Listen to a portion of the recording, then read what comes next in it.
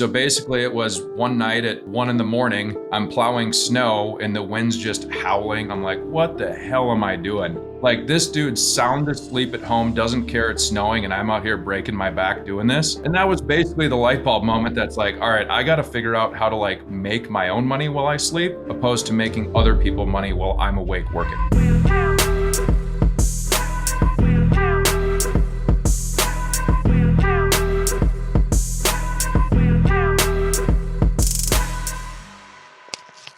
Hey everybody, welcome to the Zero to Wonder podcast. And we got the band back together this week. Mitch finally decided to come back to work. We've got Mitch Lingwin, our co-host. He's here. That's all I can say about that.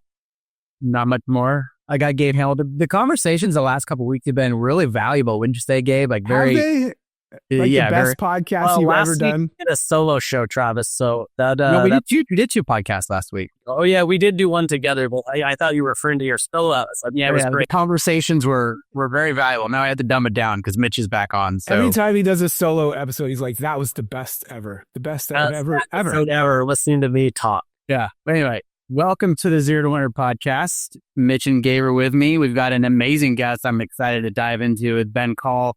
Just as a reminder, the Zero to 100 podcast is all about how you scale a real estate portfolio to over 100 units, which is kind of an arbitrary number. It's really how do you leverage the passive income off of a real estate portfolio that you scaled in a relatively short period of time to cover all of your living and lifestyle expenses. We call that retirement number one or R1. Once you hit R1, sky's the limit. Maybe you get to R2, go to 1,000 units. Maybe you travel the world. Maybe you philanthropic. Maybe you go play pickleball with Mitch.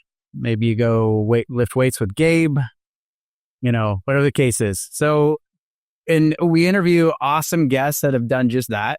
And we try and interview guests that sort of align with what we're trying to do.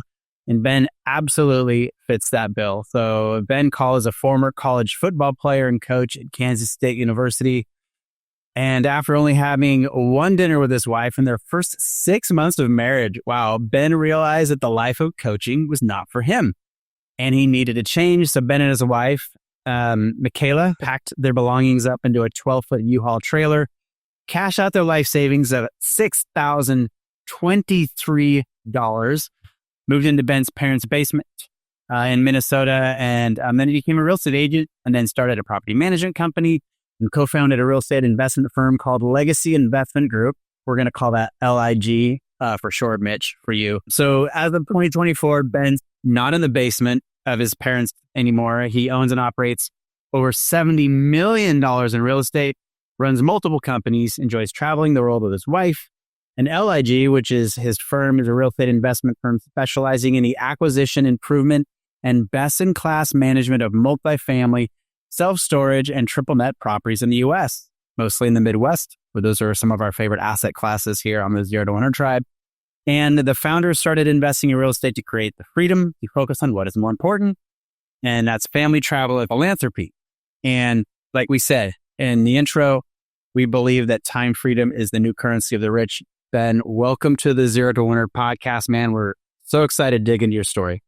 Yeah, no, thanks for having me. ChatGPT is great with that intro, and I appreciate you guys rattling it all off. When I read that you cashed out like $6,000, I read it like 3 times. I'm like, wait, did you forget a zero there? Like the bravery behind that, unreal.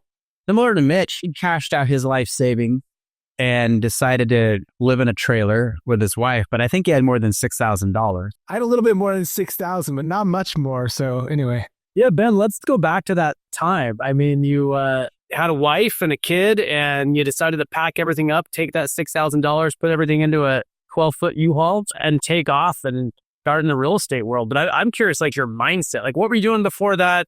And what was your mindset like when you made that decision of like, you know what, this isn't for me. It's time to move on. Yeah, it's obviously a huge pivotal, moment and decision, both in, the life and our trajectory for both my wife and I. We did not have a kid at the time. We still actually don't have any kids. I don't know why I thought kids. No, it's all right. It's all right. But I was a 4-sport athlete growing up in high school. I played college football at Kansas State. I got a degree in kinesiology, and my path at the time throughout college was to be a strength and conditioning coach for formal pro athletes, is what I aspired to be all through college. After I got done playing, I actually pivoted slightly and got hired on to the coaching staff at Kansas State. I was the assistant director of recruiting and an assistant coach. And, when you're single, talk about a dream job, right? You quit playing, you can't play any longer, and now you get to coach, wear Nike sweatpants, and hang out at a Division I football facility all day. Like, perfect life. Then I met my, girlfriend, now wife. Things evolved. We ended up getting married, and as you alluded to from the introduction, that lifestyle at that level of college football was not something that we had dreamed of in the early stages of our marriage. So as you mentioned, I literally, my breakfast, lunch, dinner, laundry was all done for us at our football facility. And I would bring boxed meals home, and my wife would set her alarm clock to wake up for me to see me in the house. We'd eat dinner together and instantly go to bed. And so that wasn't at all the lifestyle that we wanted. We were working, 80 to 100 hours a week consistently. The recruiting landscape was proving to be very difficult with the NCAA. So the demands were high, and we just couldn't do what we wanted to. So basically said, what are we going to do? And I had a good buddy back home in Rochester, Minnesota, that was a real estate agent that was starting to flip houses back in like 2012 to 2015 period of time. And he was starting to get some traction. And I was like, you know what? Let's just go home. I'll be your real estate agent. This will be part-time until I can find something in sports. That's when we moved into my parents' basement and just said, this is a part-time job. Ended up really, really enjoying it. And, the rest was history, which we can dig into further. But basically, the mindset question now, to answer your question specifically, Gabe, was we were poor college kids. I was a scholarship athlete making, I think our checks were like $842 a month at the time. So like we didn't get to save. When I got hired on the coaching staff, we didn't have a ton either. And my wife was a couple of years younger than me. So like we were used to living paycheck to paycheck, basically. Like we weren't poor, we weren't low class, but we were making it. And so the idea to move back home and start over, like we weren't leaving anything big. And we knew that we desperately wanted out of what we were doing. So it's basically move back home and make something work. And if it doesn't work, we can move again because, our life fits in 12-foot box trucks. So there's not a lot there. So the mindset shift was basically, we hate what we're doing. I know between my work ethic and the support from my wife, we'll be able to make something work. Ben, did you have a big vision back then? I mean, I spent some time, you mentioned, when these guys asked how we met on the side of a mountain. So we met in Whistler at a friend's birthday get together and got to shred the mountain a little bit together. So I know today you have a big vision and you're a doer. But I'm curious, back then, was your vision big, or was it very much just like, hey, let's flip a couple houses till we figure this shit out? There was nothing. It was basically just figure out life and have a complete reset. As we get started, I was a real estate agent that was intending to do it part-time. Then it became full-time, started to get a little traction. And so, I started attending continuing education classes, business after hours, doing the whole networking thing. And my wife bought me a couple books at the beginning, Rich Dad, Poor Dad, Start With Why, to kind of level set as a business owner now. And so basically what had happened, I had no aspirations other than make enough to basically buy ourselves our very first house, which we ended up doing. And as I continued to do that, I started to gain some traction as a real estate agent, sold a couple houses, single family houses, to investors. They said, do you know a good property manager? And I said, no. And I just Googled it and sent them the top one that popped up. They fired them within a couple of weeks and then basically said, Ben, we trust you. You did a good job as our agent. Would you manage our house? And I said, no. And in my head, I was like, dude, I'm like fresh out of college. Like I know what I did to my landlord's houses. There's no way I'm about to be a property manager. But this one guy was just so consistent. He called me every morning and said, Ben, will you manage it? Will you manage it? Will you manage it? And finally, I'm like, well, shit, I can make $80 a month just keeping this thing full. Like, that's a lot of money to me at the time. So, basically just Googled, like, how do you start a company? How do you register an LLC? Like, how do you get the cheapest website in the world to look like a business? And my first real business was born. And at the time, I was still grinding. I was pounding the pavement. Customer service was the only thing I was focused on to grow my business. And I supposedly did well because word of mouth spread, and I was able to build up my third-party management company, and then again, I was the guy doing everything because every penny mattered at the time. So I was plowing snow, I was mowing lawns, I was turning apartments, I was snaking toilets, like you name it, I was the guy, right?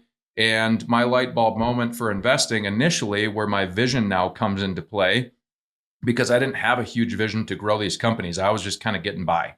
And so basically it was one night at, about 1 a.m, I'm plowing snow and the wind's just howling and we're in a foot of snow and I'm lifting a snowblower to my truck and I'm like, what the hell am I doing? Like, this dude's sound asleep at home, doesn't care it's snowing, and I'm out here breaking my back doing this. Like, I want to be the guy that's home sound asleep warm and hiring somebody to do this. And that was basically the light bulb moment that's like, all right, I got to figure out how to like make my own money while I sleep, opposed to making other people money while I'm awake working. Hey, Ken, I got a question for you. Going back to mindset really fast.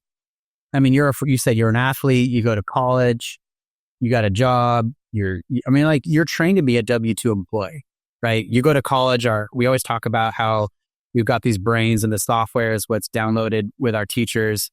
And I'm curious, so like a lot of people might have loaded up the U-Haul, moved into the basement, and then hit the pavement looking for a W-2 job and a salary.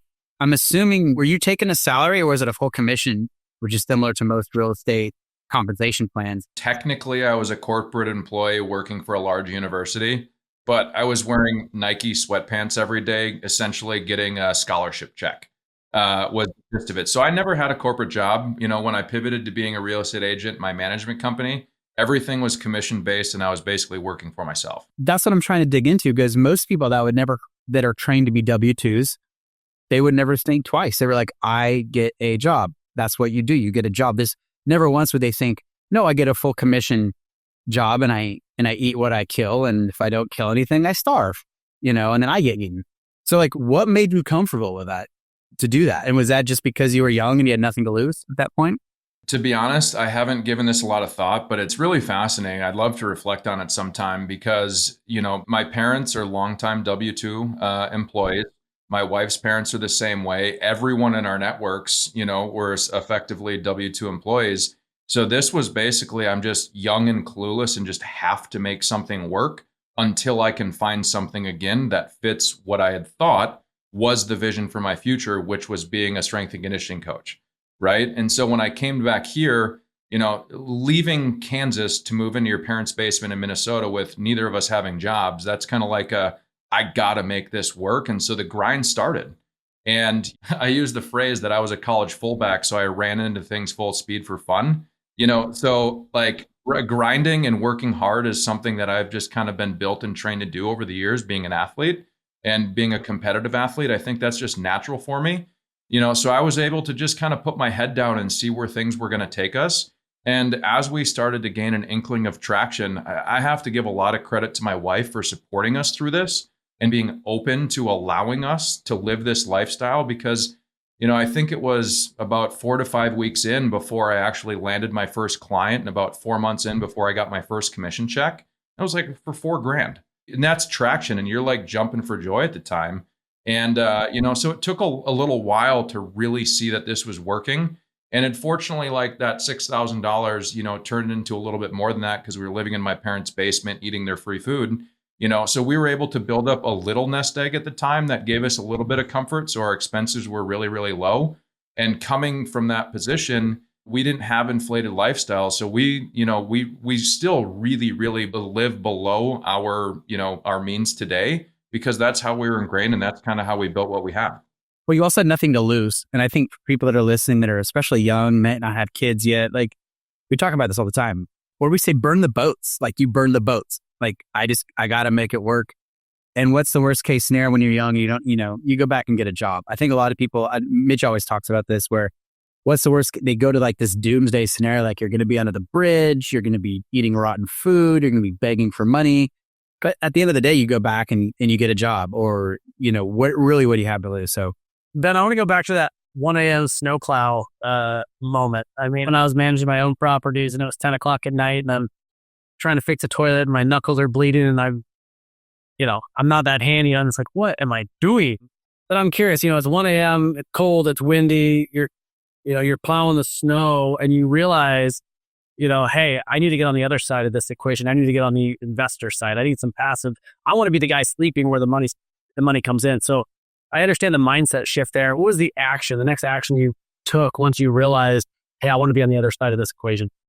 So the immediate action, I mean, I was making all this stuff up as I went. My goal when I joined the Remax brokers as an agent when I got started is because Remax had the dominant heavy hitters in my town. And I just knew if I was in the same building as them, I could watch what they do and just copy it. And as I started reading books, real estate's been around for a long time. It's really rare you reinvent anything. You just steal bits and pieces that are comforting and will allow you to get started. And so that was really all it was, is just what can get me started, what can get me in the door, and how can I read? And really this was back in 2016. So it's kind of like the beginning of the podcast era. And there wasn't a lot of resources out there at the time, but that was when Bigger Pockets was big, and I would listen to everything mowing lawns, and I would just like jot notes, and they'd have like little script or kind of role play conversations. And I would just like stop the mower and voice text to myself. And then I just like copy and paste and send text messages to basically my clients that I knew were investors. And I just said, I want to grow my investment business. I would love to continue to work for you and learn from you. Let me know if there's anything I can do to be a better operator for you. So really simple. And now looking back on that, I wasn't plugging, I want to own my own stuff. It was, I want to help you grow and I want to continue to learn. And now if you fast forward to my first investment, it was a self-storage facility, and my business partner was the guy that I kind of had as a mentor and was on my pedestal because he was the largest owner of multifamily that I managed for. And, funny enough, it was a commercial lender that he had worked with directly, and I passed referrals to as a broker. And this guy said, hey, this is bigger than you or Adam would ever typically do. You guys should talk. We have the loan. It's not on the market yet. We think you guys should buy it. And it was as simple as that. And so Adam and I, he was my client at the time, and I managed his multifamily. We basically sat down and he looked at me and he said, Ben, this is way bigger and I couldn't do it without an operator. You've made me a lot of money over the years doing my multifamily. How much money do you got? Because I want you to be my partner. And it was the simplest partnership discussion in the world. It was, how much money do we each have? That's our ownership percentage. Move forward. That was it. Ben, will you talk through that? Like, what's the size of the property? If you remember the down payment, purchase price, kind of some rough terms. Yeah. So the deal, we went under contract for $1.5 million. The down payment, I believe, was, I know mine, it was $72,000 was my commitment to the deal. And that's basically, we saved up absolutely everything, for that. My wife and I just knew how much we respected Adam, and that, how conservative was. I knew what his numbers looked like because I was in charge of them. And so if Adam was ready to move forward, we're just like, yep, we trust him, and we went for it. Like, I didn't know how to underwrite at the time. I just completely relied on Adam's underwriting and his ability to pick good investments. And so it was $1.5 million self-storage facility where I put in $72,000. You still own that property there? Yeah, which that got me 20% ownership in the partnership. Did you say what was the size of that? 1.5 million. No, what was how many units? To just shy of 250. You had mentioned that, or was it a multifamily? Self-storage. Oh, self-storage. I'm like, geez, that's a really big. Pay attention, Travis. Come on. Hi, welcome to the podcast. Mine. Okay. Well, I wanted to go back a second. Because we talk about this stuff all the time with our elite members, which is the 0-100 mastermind on this podcast.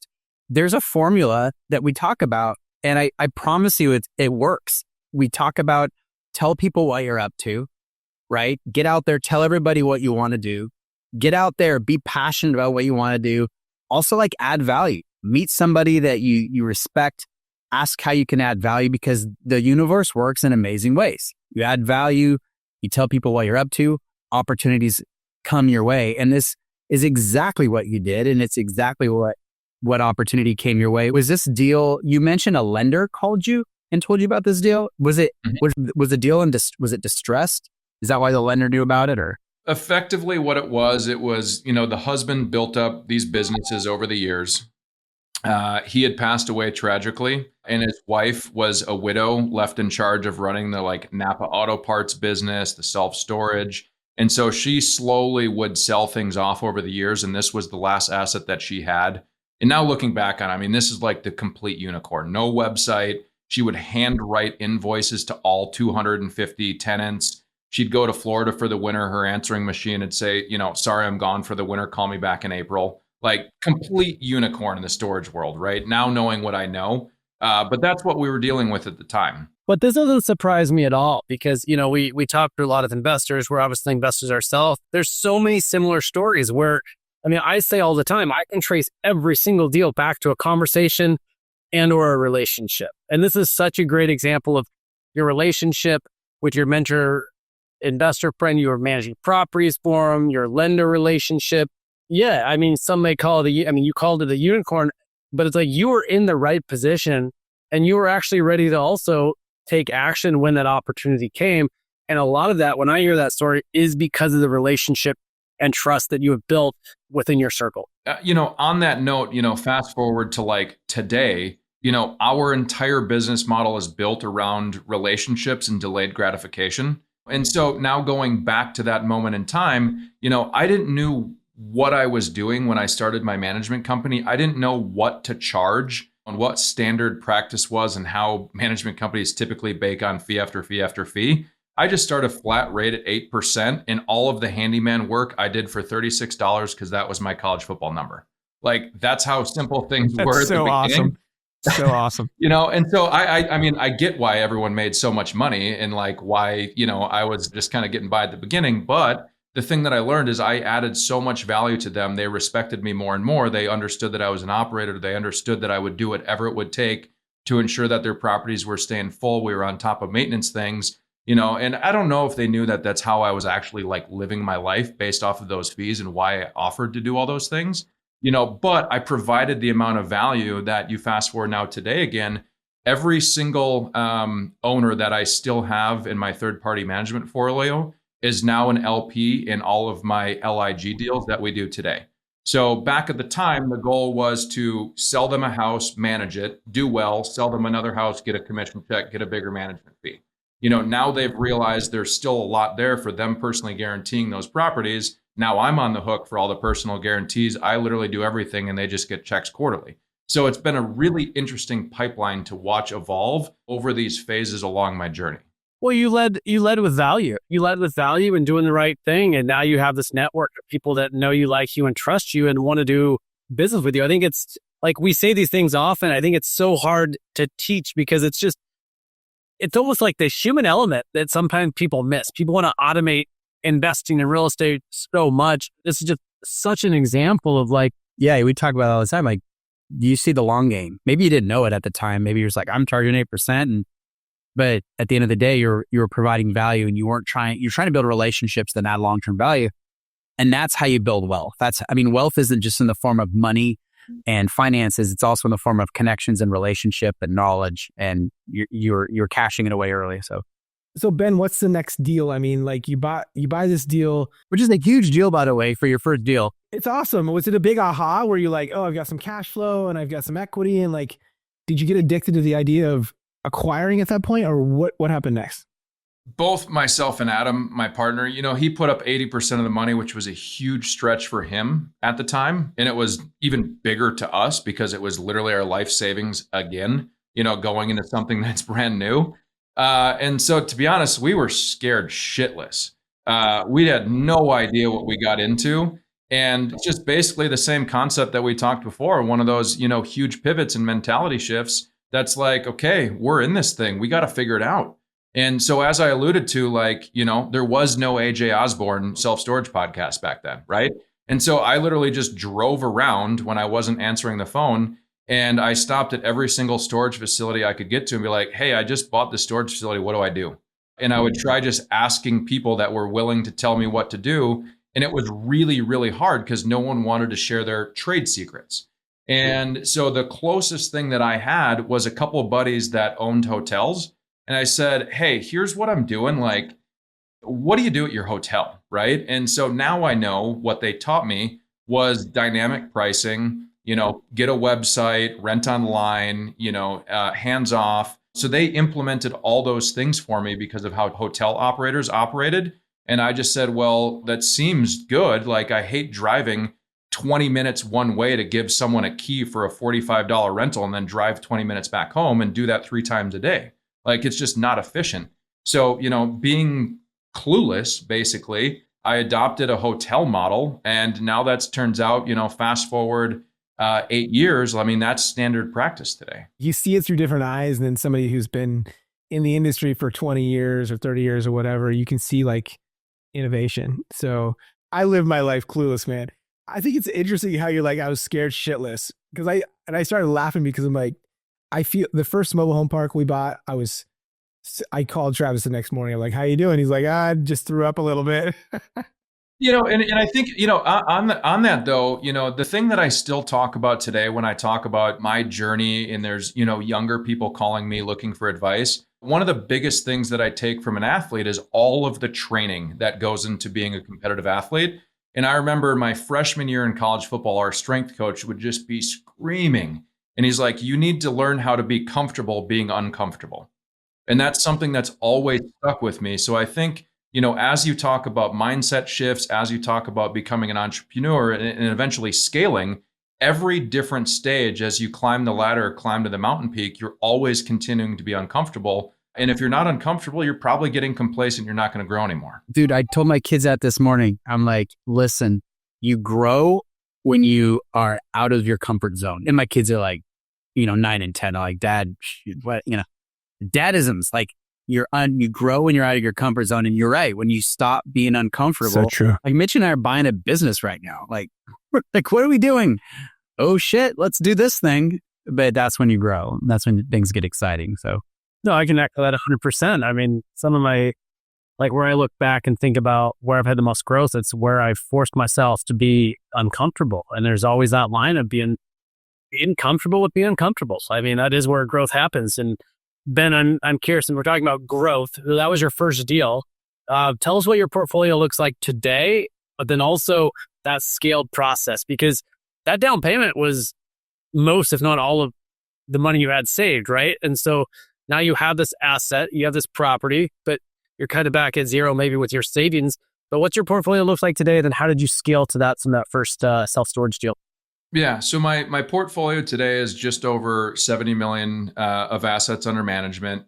The portfolio consists about half of the portfolio is self-storage, and then the other half is split pretty evenly between multifamily and then triple net retail. We have expanded now, so we hold property in 6 different states. All of the properties are owned independently just by myself in JV partnerships or through syndications in Legacy Investment Group. But I have a controlling interest, and we operate and manage everything in-house under our own umbrella in the company that we've built today. Very cool. So what did the second deal look like? After you did that first deal, how long until you did the next deal, and what was that deal?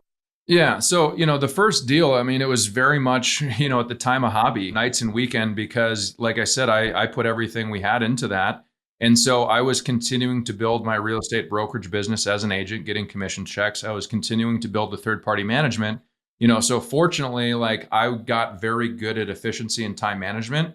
And that was a huge key back then, and even bigger key today with the size that we've grown and the way that we've done it. But back then, fortunately, I was just starting to kind of catch on and see that snowball effect as a broker.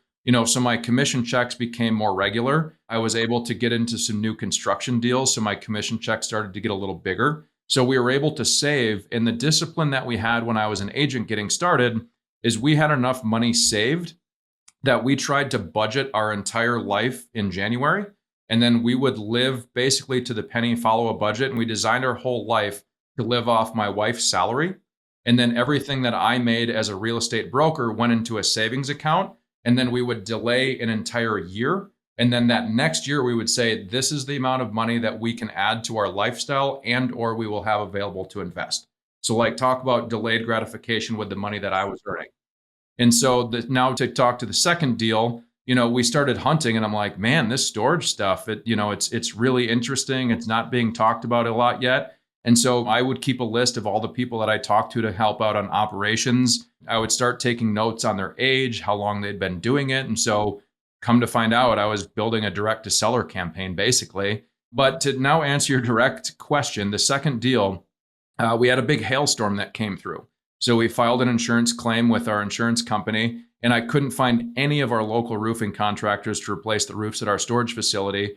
So I called up Tracti, which is one of the biggest storage providers for building parts, and said, who can do this? And they referred me to a contractor in southeastern Minnesota. And I had a long conversation with him, asked him, how long he's been a builder, blah, blah, blah. Turns out he also is one of the largest owners of self-storage in southeastern Minnesota. So the light bulb went off that says, I don't care what this guy's going to charge. I'm hiring this guy because I want to build a relationship with him and eventually buy out everything that he owns.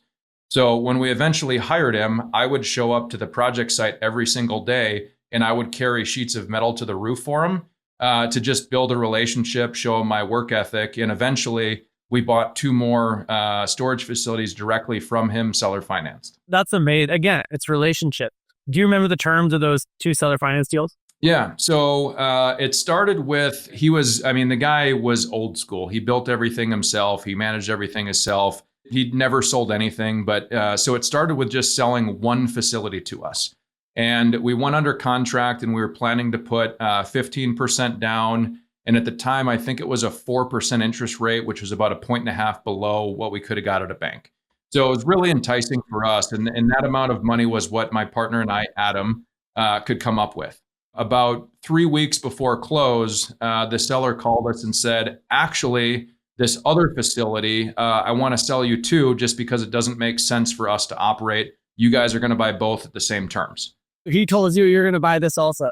Yes. And, Adam and I looked at each other and were like, okay, we love it. We know this will work. We don't have the money.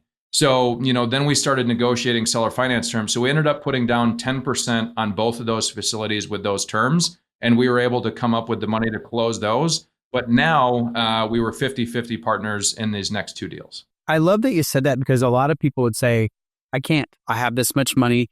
It's 15% down. I can't do it. But good entrepreneurs, which whether you're an investor, deals are made, not found. We say that a lot. Instead of saying I can't, and not to sound cliche, but well, how can we? Okay, well, let's lower the down payment. Let's get creative. And you made it happen. And I think in that instance, all of those moments, just like you alluded to, are really pivotal moments where I start stretching myself and my knowledge base. Because how am I going to convince this guy that we're going to put less down on 2 facilities than we were on 1?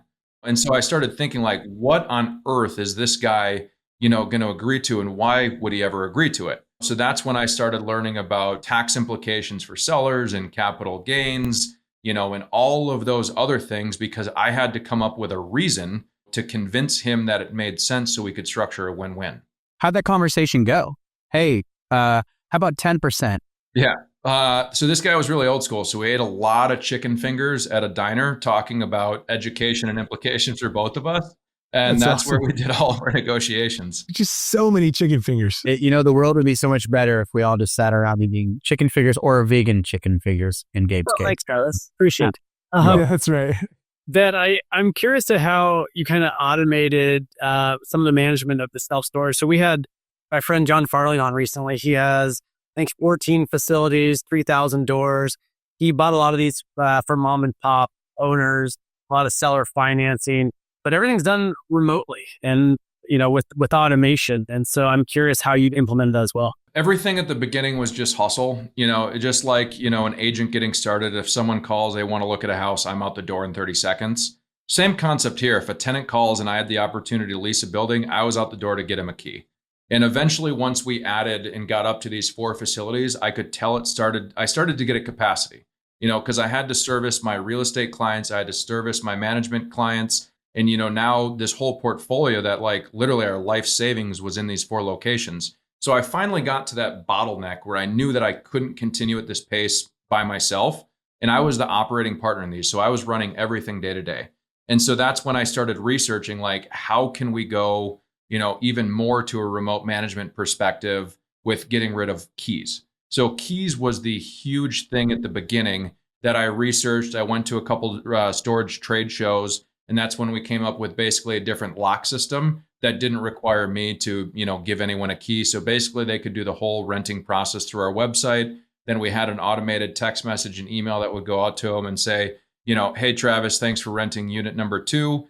Your code to your locks 1234. Thank you so much. Call us if you have problems. We talk about leverage, right? When we say this in the book, I think there's leverage. People think of leverage as leveraging investors or debt, other people's money. other people's time, which would be employees or property managers, et cetera. But I think it's not talked about enough is leveraging technology. We're doing the same with a little hotel we own.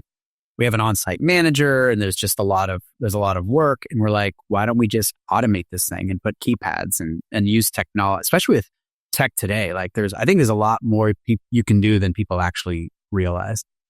Yeah. And so, that was one of the things where, again, I give a lot of credit to my wife because she continued to support it. And I think any entrepreneur that's just hard charging gas pedal down, their wife's there to support them, but there's also some sacrifice that comes with it. And, fortunately, my wife, she supported the hell out of me. And when we would go into those seasons where, I was working too much, where I wasn't present, she basically would just buy me books and say, you should read this one, right? And so that's when kind of time management, but really time tracking came into play.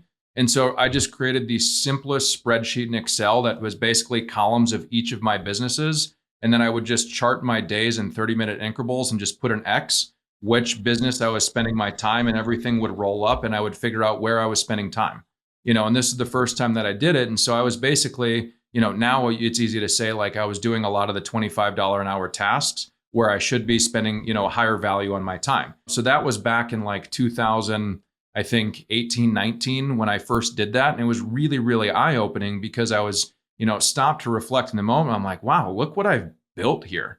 I have 3 businesses that are kind of really moving the needle forward and doubling each year. So like, there's really something here. So how do I go from just a side hustle to actually turning these things into a business? And so that time tracking process, I did it religiously for an entire quarter. And that was the first wake up moment of like, wow, I needed to learn how to start a business. Ben, what were some of those smaller tasks that you took out your plate initially?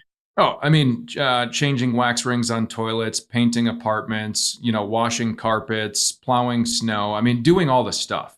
But going back then, my wife and I, we built everything ourselves. So the idea of giving up control or hiring employees was just so uncomfortable, and so that's as the podcasts were starting to build up and I started hearing guys talk about getting coaches and joining masterminds. And so basically I just started listening to, as guests were on podcasts, who are they talking about? Who are they hiring? What are they joining? What are they doing? And I would listen to guys and guests who were on multiple different shows and I'd be like, well, if this is where they're going and they're scaling their business, I'm just going to copy them again. So at the time, the role model was Brandon Turner, and he got coached by Jason Drees, and he was in GoBundance. So in one day, I called Jason Drees coaching. I hired a coach. Then I called GoBundance, and I joined GoBundance both in the same day. And that's honestly with the best decision that took me from just a side hustle to learning what a business looks like, and what really took me from having those 4 facilities and a couple small businesses to growing what I have today. I love that. And I love that you just took action. And I love that you also realize, I don't have to make something up. I need to see what other successful people are doing that are maybe a few steps ahead of me, and I can just copy what they're doing. Oh, they have some coaching. They're part of a path. I should probably be doing the same thing if I'm looking to scale. I wish I could go back in time. Honestly, I waited way too long to join my first mastermind or actually invest in my education, invest in my education other than the school system, the college thing, right? So I think looking back, I'm like, oh my gosh, it's the best money I could have ever spent. So get around the right people, get around people that are ahead of me on the trail and are willing to share. It's so invaluable. So you coached with Jason Drees, you joined GoBundance. What year was that? I believe that was, I remember it because it was during COVID. I got COVID. That's when everyone freaked out and you had to separate from your family. So I was locked in my bedroom for a couple of days. And that's when I was just going nuts on podcasts and journaling and reflection. So I think it was 2020 when that happened.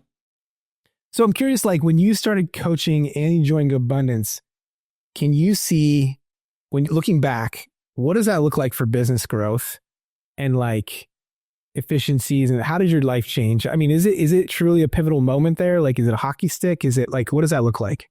Yeah. So if you look at my, earned income, if you look at my passive income or my net worth, everything completely shot up in about 2021, 2022.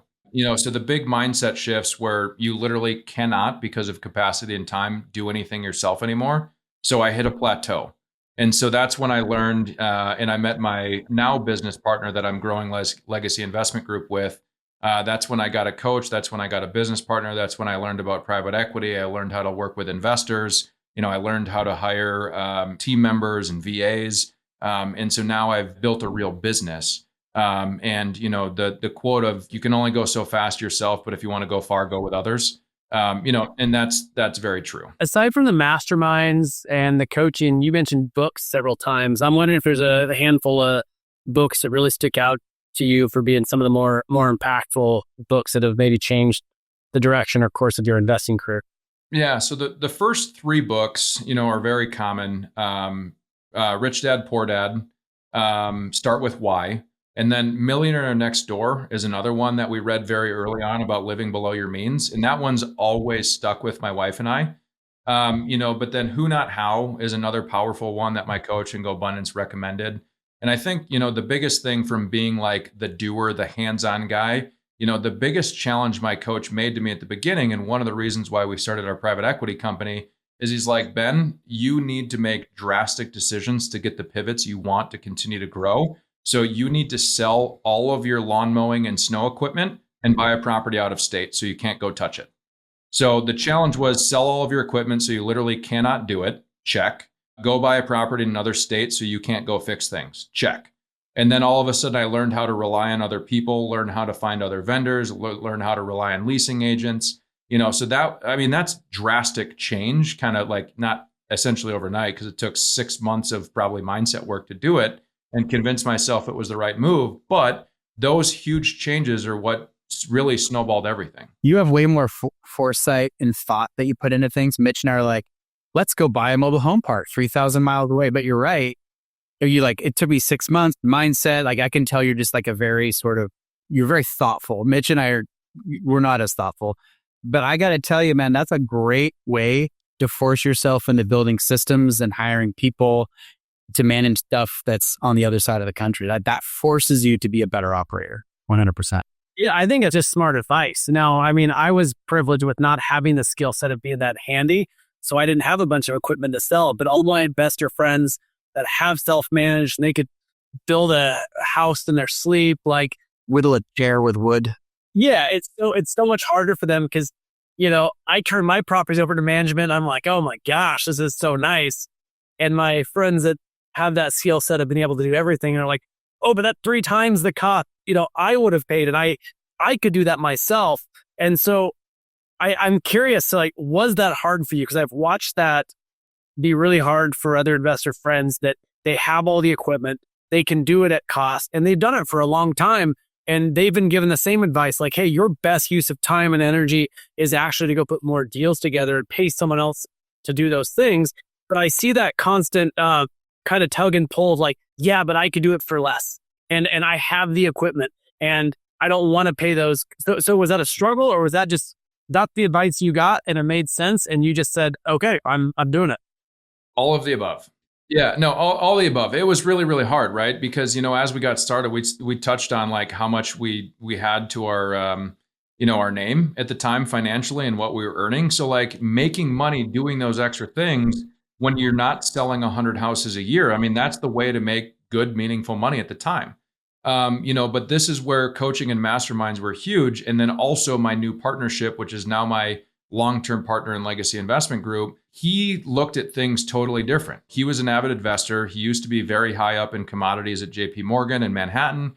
He moved to Rochester for a different job where his now focus was on real estate. But his back-end specialty was, underwriting, debt structuring, and all of his other things. So it added some complementary skill sets to me as an operator. I knew how to underwrite, but I underwrote things to do it myself, at the cost that it would cost me to do things, right? So that's a huge learning lesson. So to backtrack and now go hire people, my return profile shot. So that was a huge hurdle that I had to get over, that I had to stomach because I didn't do it correctly at the time. But now working with Jonah, knowing that we didn't have equipment, knowing that my time was better spent building relationships, talking to brokers, talking to sellers, being a leader, running my team, my time was better spent there. So the big thing that helped me kind of get through this big shift was just underwriting differently. Underwrite to assume that you're going to hire people. Underwrite to assume that you need to go pay a good contractor to do the work, and buy deals where you can hire people. Yeah, Ben, a question I have for you specific to masterminds, and I'm asking this because, I've been involved in multiple masterminds, and I also really saw that hockey stick, that accelerated growth after joining GoBundance in 2018. And I'm curious if you would agree, when I think of a mastermind, I think it's two-part. There's the actionable things. You say something and I'm like, oh my gosh, Ben, that makes sense. Like, I need to go implement that in my life or my business so I can really kind of shrink timeframes down. I don't have to, wait 10 years to figure it out myself. You may say one thing that I'd go implement. But the other piece of it is like just being around that energy, being around people that are playing the game big, because I see that often. Like, I'll go to an event and oftentimes someone does say something that I need to go implement in my business or life that changes it. But other times it's just being in the room with people that are playing life in a big way forces me to think bigger and act bigger. And I'm curious if you've had the same experience, or if you could put that in percentages of actionable things versus just the energy of being in a mastermind. Like, where would you kind of place those things? I think the word that jumps out to me, because I have been in masterminds for a long time, is, as an entrepreneur getting started, where you do something as a side hustle, it becomes a passion, you can see the snowball. You're essentially a lone wolf. And that's the kind of the word that gets used in masterminds quite a bit. And lone wolf, meaning that, your parents were raised and have W-2s. All of your friends are W-2s. So everything you do is completely new and foreign. So to be able to go to a happy hour and talk about what you're up to, the conversation's over in 10 seconds because it's not relatable. Oh, they just look at you like you've got a worm growing out of your head. Exactly. So that's the power of investing yourself and joining mastermind, because now you're in a room with people who think exactly like you, but hopefully you're the small guy in the room where everyone thinks bigger than you. And so if people are thinking bigger than you, that's what gets you to have your aspirations and your vision to continue to go further and push yourself both personally and professionally. It's so true. I would talk to my family or friends or whoever, and it's like, today, I honestly don't really even talk to my family or friends about what I'm doing because it's not relatable at all. And the conversation's awkward, honestly, it just kind of ends. So it's like, it's my network now, right? I mean, my mastermind. I think the thing for me that's been interesting is we don't really, my last post on Instagram was from when I was on vacation, like last September. So I'm not very public about what we do because everything is relationship based. We're not advertising. Our company is now a 506B syndication, so it's not publicly advertised anywhere. And so not everyone knows what we're doing, but the people that are closest to us, have started to see the lifestyle that we've been able to design, and now it's working. So if there's a great snowstorm, I can run out to Whistler and meet Gabe because I have the flexibility in my lifestyle to do it. I have passive income that can support those decisions. If we want to go do something, we can take off and go on vacation. So eventually, if you keep your head down and stay humble, other people will eventually catch on. And the power comes from when people start asking you what you're doing and why you get to do that, because now they come curious, and that's where the fun conversations come. Let's talk about snowboarding in Whistler or other things you do with your time. I mean, as you know, I'm very passionate about time freedom, and real estate has allowed all of us to be able to have control of our time and do things outside of real estate that we enjoy.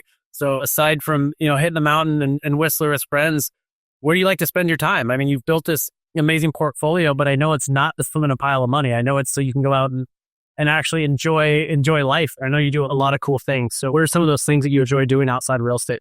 Yeah. So a lot of, the trips that I take with my wife are around destinations where we can go scuba diving. On our honeymoon, we signed up for a random class to learn how to scuba dive, and we jumped in the ocean and we're hooked. So that's something that we do together. So, warm destinations on a beach where you can go scuba dive, which is a passion. We've elevated all our certifications for scuba diving. So I'm now a rescue diver. My wife can now instruct. So we really enjoy that in the dive community just because they're personalities that are similar to us. We enjoy Colorado, somewhere we really enjoy both in the summer and winter months just because we like to be outside. And a lot of our vacations are destinations where there's a lot of people who enjoy the lifestyle that we do. And then, the bigger trips are going to experience other parts of the world, other countries, other lifestyles, how people do things, just because it adds just layers of, curiosity. And walking around the streets of Chicago with friends gave me the inspiration for my first townhome development. Being in this area gave me the inspiration for this. And so you can completely let your mind stop, and then all of a sudden it leads to inspiration. So you not only go get to experience everything the world has to offer, have epic adventures doing snowboarding and scuba diving, but you let your brain just start to wander. And as an entrepreneur, I think that's how you like completely recharge your batteries. Yeah. Amen to that. I had one other question for you here, Ben. What's the end game for you? Is it just do this as long as you're having fun, continue to build your portfolio?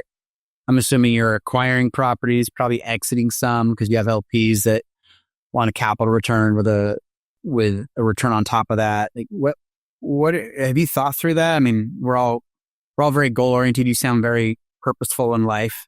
What's the 5-year plan? What's the 10-year plan? I think I'm at the point where I have started to grow a team. I've gotten some of my time back and worked through some of those bottleneck seasons. And they were really hard, but I think they just come at times as you continue to grow. So for me, every December, January, everyone typically sits down and sets goals.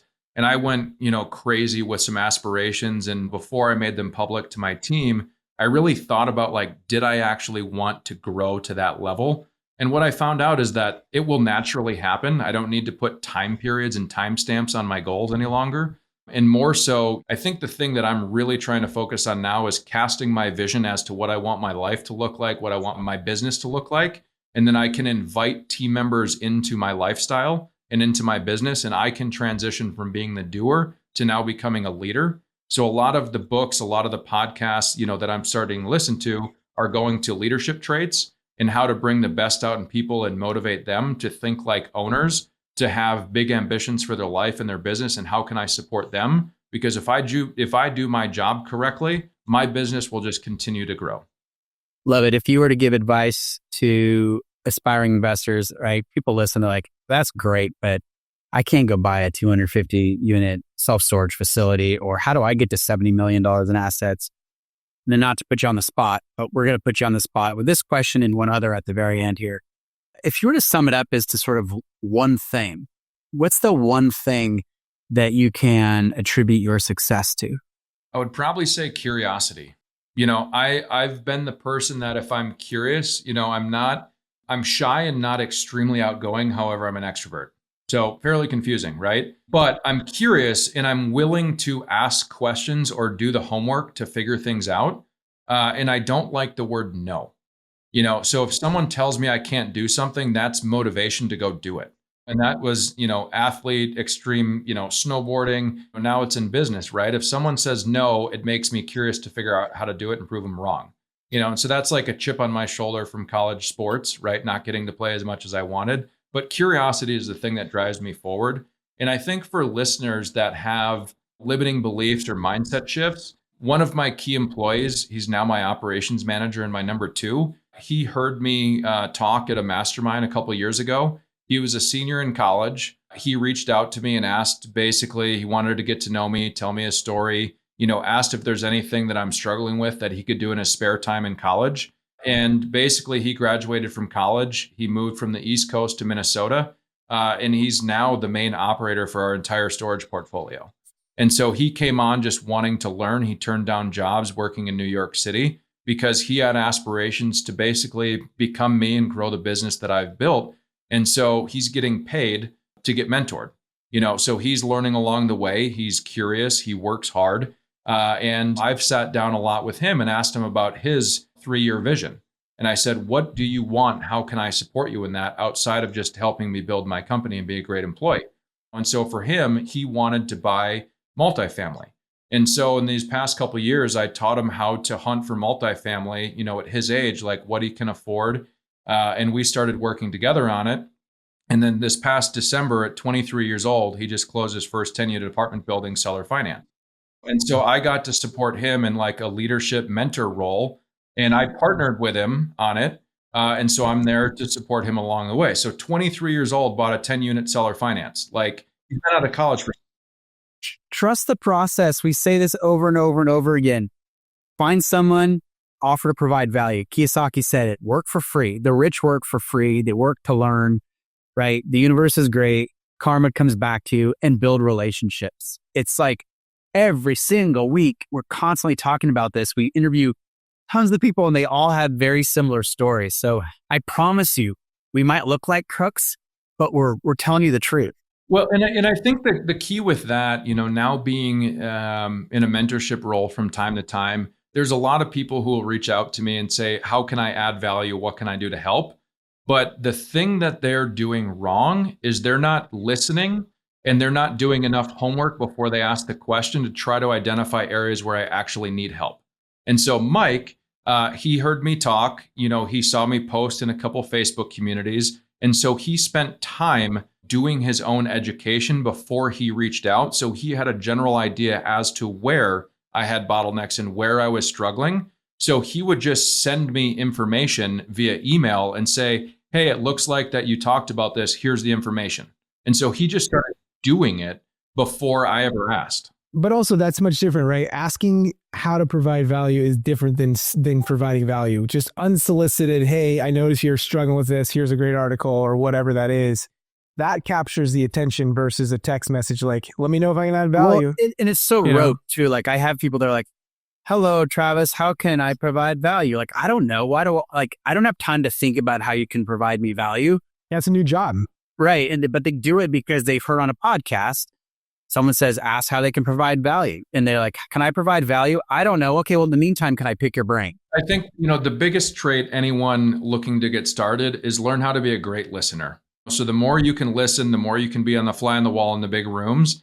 I personally think that's going to get you the furthest, the fastest. I think that's great advice. Ben, we have one final question that we ask all our guests. All right. Well, I haven't been here, so it's a hypothetical. You're on your buddy's couch. I have to preface, your buddy doesn't know a lot. He's not a great resource, okay? You lost your money. You've lost your network, right? But you still have your experience. You still have the know-how. What does your first week look like? Your first month look like to go build what you've built? Do I have a car? There's nothing. Nothing. Okay. Well, I'm borrowing my friend's car and I'm going to start a property management company over again.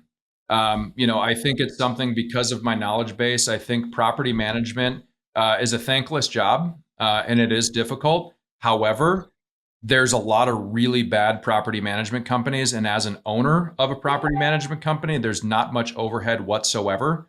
So my hustle and knowledge will be able to ramp up that business where I can start to get a stream of revenue coming in that I can slowly rebuild myself. Because at the end of the day, the expenses are your time. And if you keep people's properties full and you fix things quickly, the bill goes to the owner as a direct pass-through expense. So really the only expense to me is a management software. And if I'm starting over again, I can use a free one online.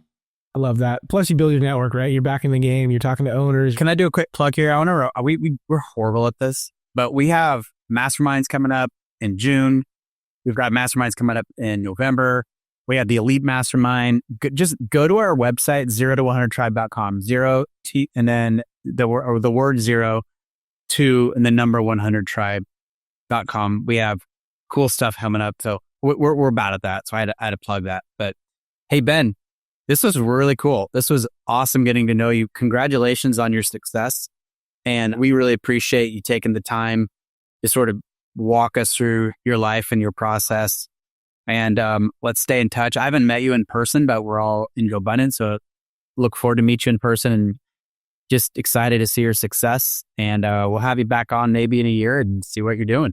Yeah, no, I appreciate it, guys. This was a great conversation. And I think the biggest thing is be curious, ask questions, don't be afraid to get started. So anyone looking to kind of follow what any of us, have done on this call, those are the keys to success. And then just discipline and staying after it, keeping the gas pedal down and don't let up until you've achieved the success that your vision is tied to. I love it, man. Thank you, Ben.